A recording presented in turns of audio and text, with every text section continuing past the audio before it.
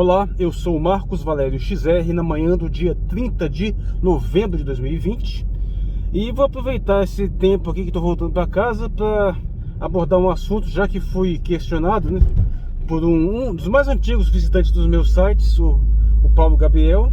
Trouxe mais uma vez uma questão que está sempre reaparecendo, que é o conceito de teoria. Apesar de não estar mais muito focado nessa questão mais científica da evolução, do evolucionismo, é sempre bom estar relembrando esse tipo de conceituação, principalmente para afastar algumas péssimas concepções a respeito desse assunto que continuam sendo largamente presentes por aí. É bom deixar muito claro, para início de conversa, que teoria não é uma simples adivinhação, não é um simples chute, não é um eu acho. Teoria também não é uma simples possibilidade, uma hipótese remota qualquer. E, sobretudo, teoria não é uma abstração ou uma coisa que não é verdade. Tira da cabeça aquela horrorosa daquelas campanhas de marketing do IESB, do Instituto, não sei o que lá, de ensino superior aqui de Brasília, o IESB, Faculdade IESB, que, apesar de ser uma instituição de ensino superior, desenvolveu durante décadas uma extensa campanha de marketing totalmente idiota, baseado em não saber o que significa teoria e outras boçalidades a mais. É vergonhoso. Complemento aqui do dia 1º de dezembro, essa é preciso ser frisada, que é uma absolutamente falsa dicotomia entre teoria e prática, que infelizmente aparece muito por aí. Não existe esta relação entre teoria e prática da forma como se costuma fazer no senso comum. Teoria não é antagônica à prática, ela não depende da prática, não é uma comparação entre uma e outra, que não funciona dessa forma. Você pode ficar num domínio teórico de forma indefinida, sem que haja diretamente uma explicação prática e vice-versa. São coisas que, na verdade, não deveriam nem estar sendo colocadas, nem estar sendo contrapostas. Não confunda, por exemplo, as experimentações científicas que visam testar teorias que podem confirmá-las ou refutá-las. E são coisas completamente diferentes.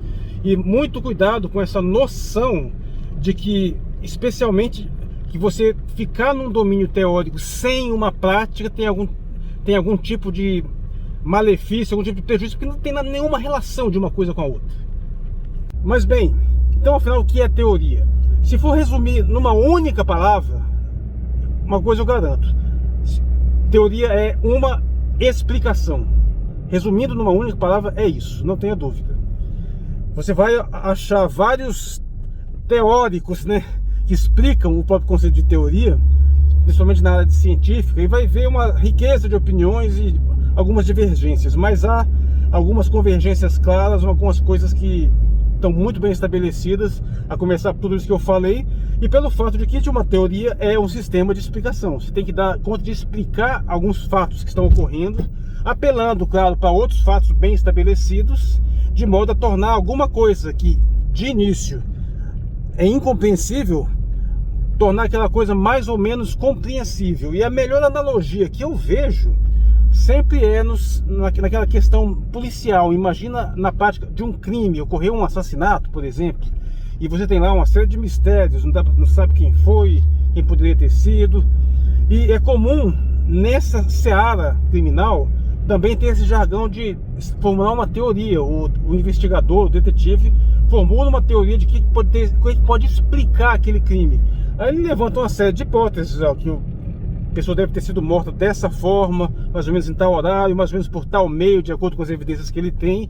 Aí já elenca um possível suspeito, porque esse suspeito tal poderia ter uma desavença pessoal com aquela vítima, ou teria um motivo para ganhar. Então ele vai juntando uma série de fatos, se elaborar uma teoria suficientemente coerente, com grande poder explicativo e altamente plausível, mesmo que ele não tenha provas absolutamente contundentes, é possível levar isso para um tribunal e até mesmo obter uma condenação.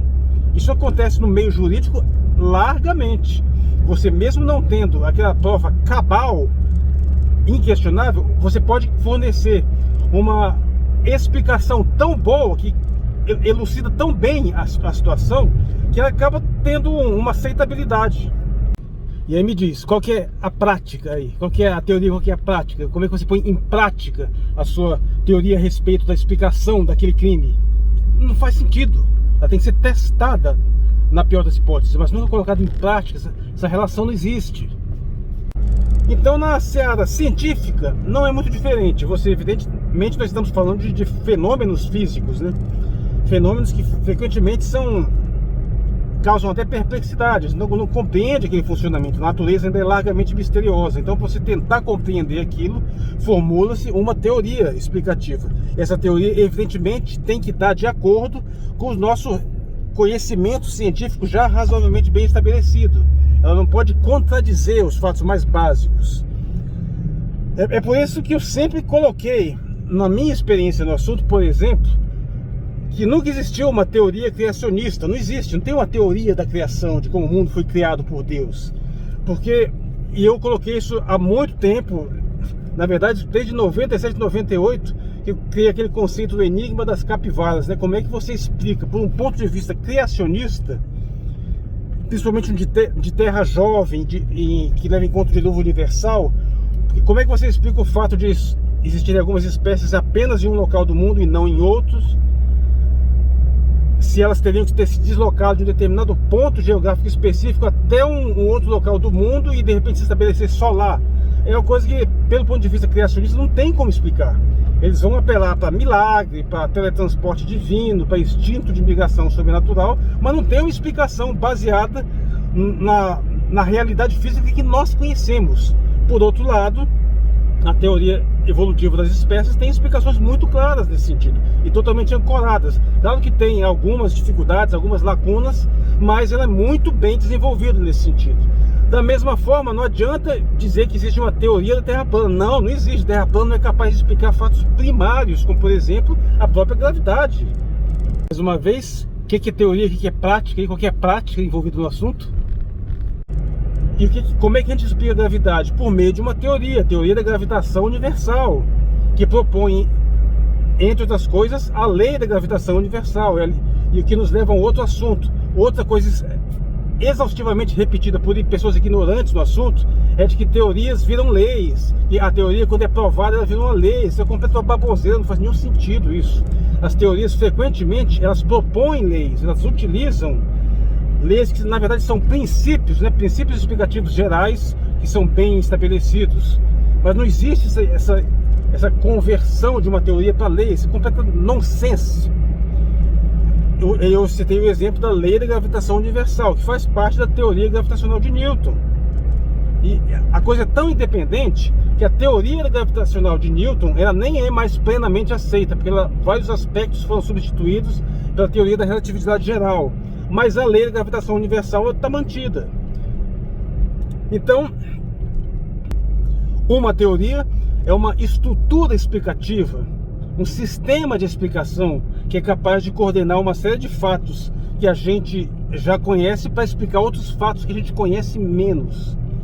E não é uma coisa assim que você pode criar de uma hora para outra de uma forma simples. Exige uma elaboração. Você não pode simplesmente inventar qualquer besteira e dizer que é uma teoria.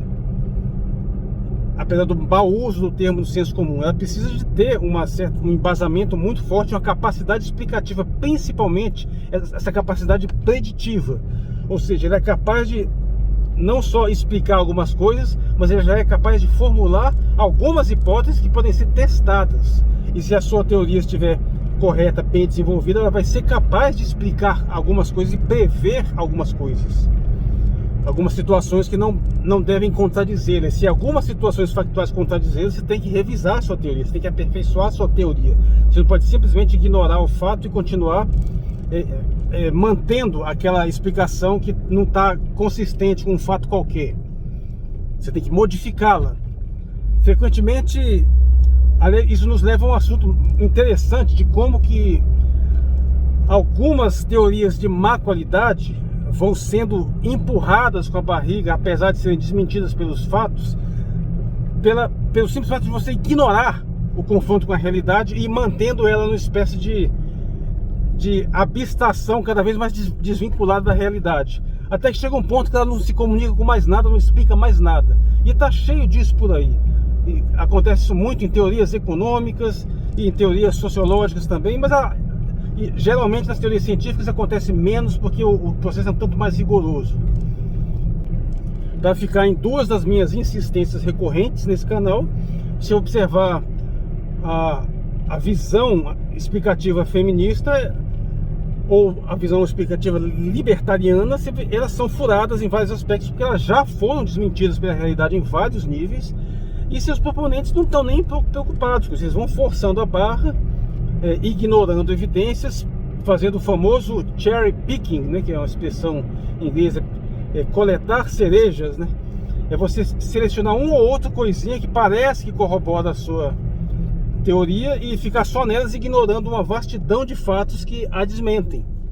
Por exemplo, qualquer um que estudou algo a respeito de economia, tem uma noção melhor do assunto, pode fazer algumas previsões a respeito de quão desastrosas tendem a ser as políticas econômicas que estão sendo desenvolvidas atualmente. Não é questão de você ter um viés ideológico ou outro. É muito claro que isso ia dar em desastre. É muito claro que a tal da emenda constitucional 95 seria desastrosa. É uma questão de você ter conhecimentos básicos sobre o assunto.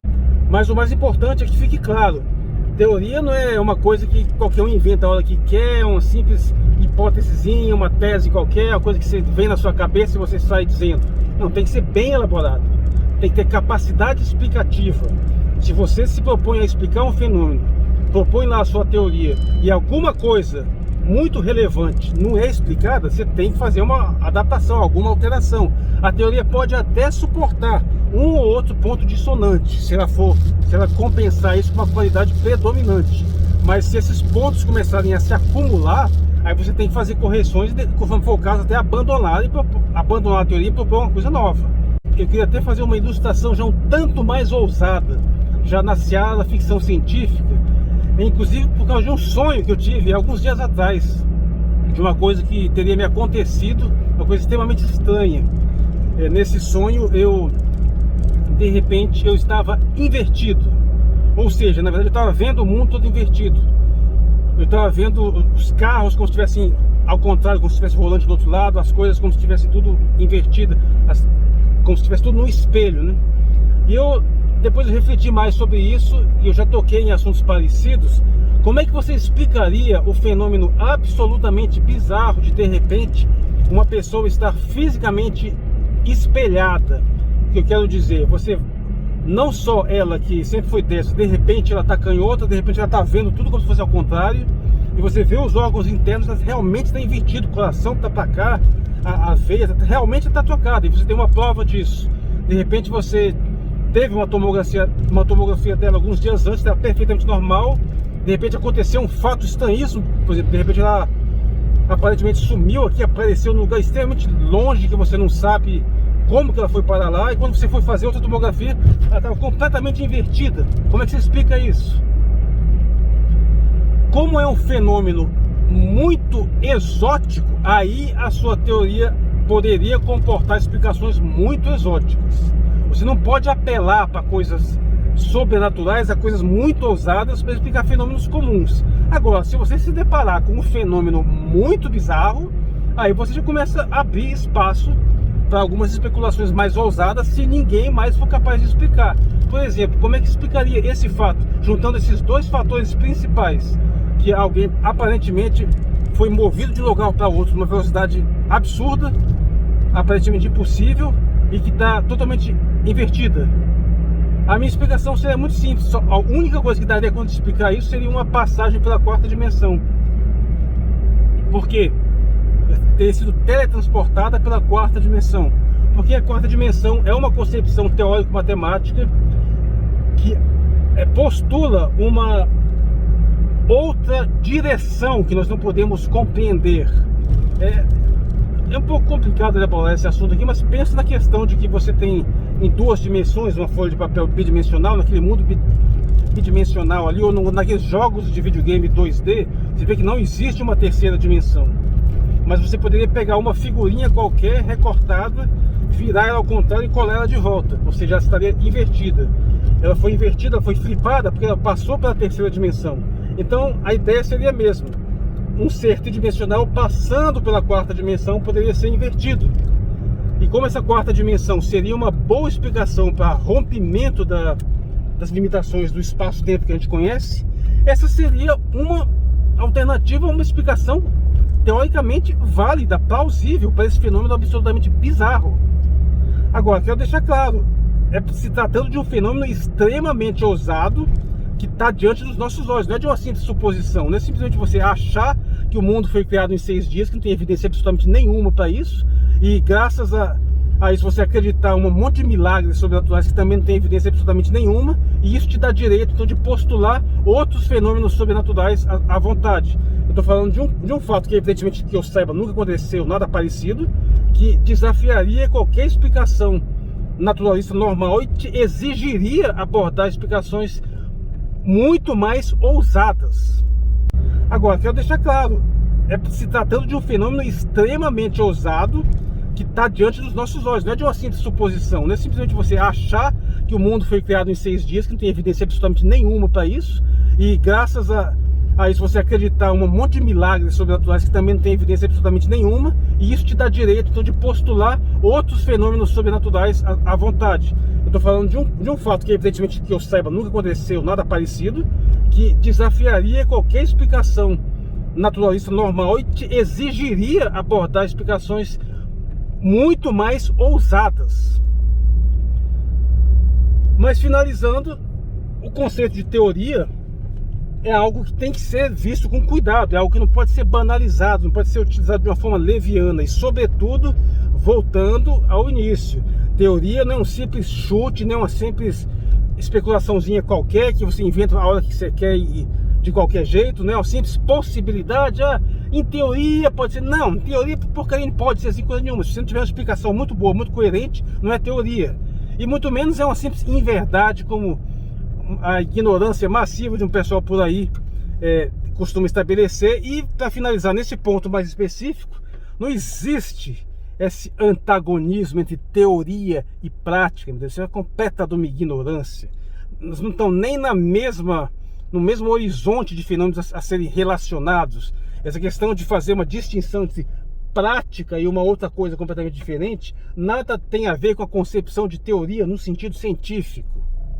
Então vamos lá, essa questão falsa de antagonizar teoria e prática, em parte deriva de um uso um pouco mais superficial do conceito de teoria, porque geralmente quando você vai entrar numa área qualquer, especialmente parte de engenharia ou qualquer área que tem aplicações práticas diretas, como manutenção, construção, qualquer coisa nesse sentido, é comum as pessoas darem inicialmente uma formação, uma base teórica, que eles chamam de base teórica, né?